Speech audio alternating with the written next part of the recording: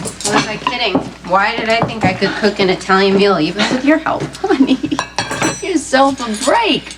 Cooking is a skill. Just because you don't start out being good at it doesn't mean that you can't improve. Well, in the meantime, I should keep a long list of restaurants on speed dial. But if you want to eat anything decent, you're going to spend a fortune. Which I guess would be fine if we end up cashing Sonny's check. Can I play devil's advocate for a minute? Would it be so terrible to just accept a gift from Dante's father? Okay, obviously $100,000 would come in handy, but if Dante and I were in financial trouble, there's so many people that we could go to. There's Nicholas. Yeah, that's assuming that you could get him to even return your calls from whatever continent he's living on. Okay, Carly's in Port Charles, and Tracy, even though she wouldn't be happy about it, she'd still help us. Honey, this isn't about the money. This is about a father wanting to help his son out as he starts a new life. Are you telling us we should take it? I'm not telling you what to do. I'm just saying that you might want to give Sonny fair consideration and not automatically jump to the negative that because he's a gangster, the money is filthy and he's using it to control you and to buy you. Those are all valid points, Okay. by the way. You're right. But how about what if Sonny was just not a gangster but a successful businessman who wanted to do something generous for his son's wedding? I mean, $100,000 is certainly generous, and I've seen parents spend twice that much on a wedding without batting an eyelash. But that's not what this is about. He wants to have a relationship with Dante, and if he can't get it, he's gonna buy it. Honey, I don't think my son's love or his loyalty are for sale, and I seriously doubt that yours are either. Maybe Sonny doesn't know that yet. Lulu, I just don't think that this is as sinister as you're painting it all out. I think Sonny is looking for one thing that he has that you might be willing to accept from him. You know, I think he's terrified to come to your door asking for a place in your life empty-handed, that you're gonna flat out refuse him. Don't we have a right after everything that's happened? You've got a right to do whatever you want, but it's not gonna change the fact that he's Dante's father. Do you want Dante to have a relationship with Sonny? In a perfect world? Yeah. Yeah, I would like them to get to the point where they could put aside the fact that Dante's a cop and that Sonny's a criminal, that they could come to some mutual agreement to put that all away and just figure out who they are as a father and a son. Well, it's not gonna happen. Yeah, you're probably right.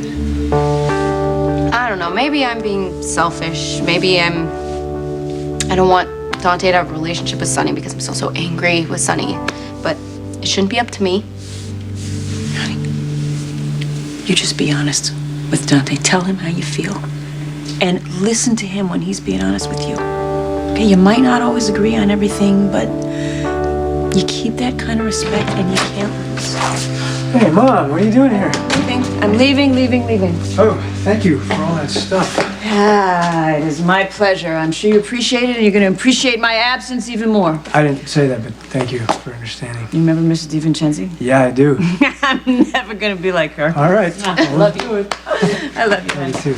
Bye, Olivia. Bye. So, who's Mrs. DiVincenzi? Oh, it's a long story. Well, maybe you should pour yourself a glass of wine and tell it to me. No, I can't. I gotta get back to work. But I want to come home and have dinner with my wife. What'd you make? If you taste it, you might have wished you stayed at the station. You want some more salad? No, I'm good. It's the only part of the meal that's edible. You should have seconds. Baby, don't be so hard on yourself. It's good. I thought we always promised to be honest.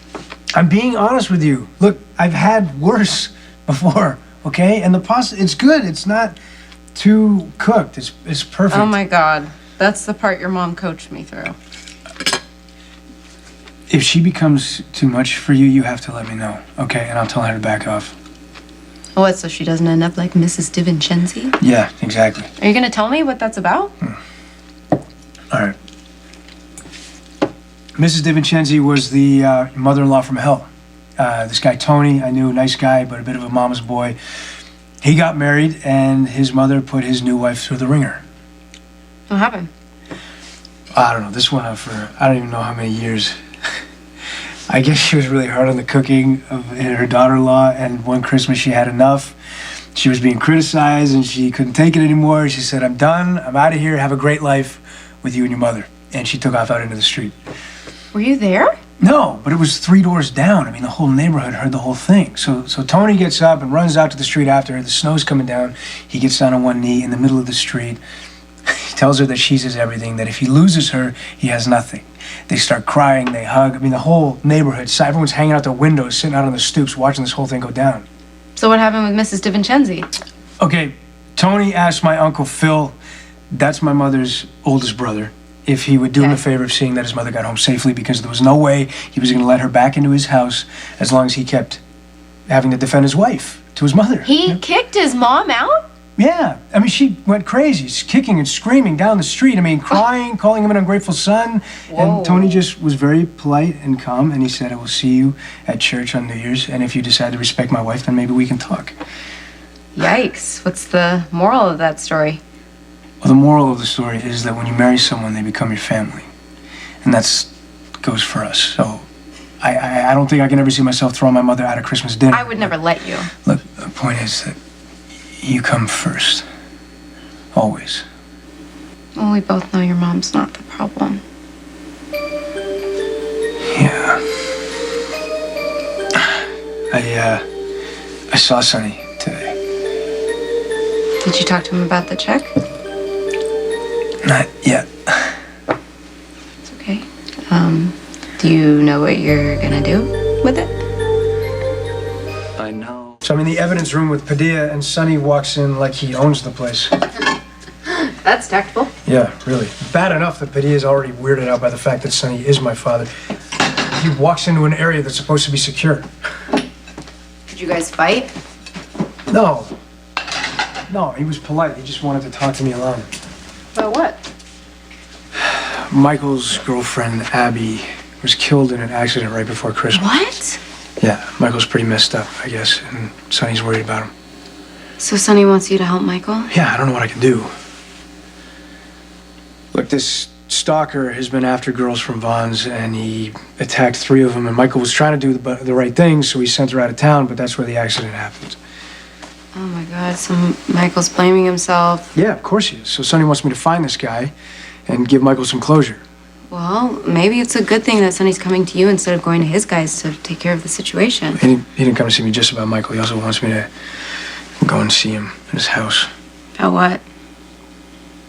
You'd be very good. I'm impressed with your lack of opinion right now. I have my problems with Sonny, but he's your father, so maybe it's time for you to figure out what that means to you. Not that I like the idea of you guys bonding, but... I don't think there's any chance of us bonding. Well, look, if you want to have a relationship with him, I will support it. Because you held my hand through the Spencer insanity, and... I wanted to hold your hand. Well, I want to hold your hand through this, and he's obviously reaching out, and the least that you could do is talk to the guy. Yeah. Hey, you asked me to come see you. I'm glad you took me up on it. Look, today at the station, you can't do that. You can't just walk into a secure area. That's fine. I'll call first. All right. I pulled the file on the girls who were attacked, and there's not much to go on, but I can re-interview the witnesses, the victims, and see if they got anything else. That's great for Michael, you know. We got your wedding present.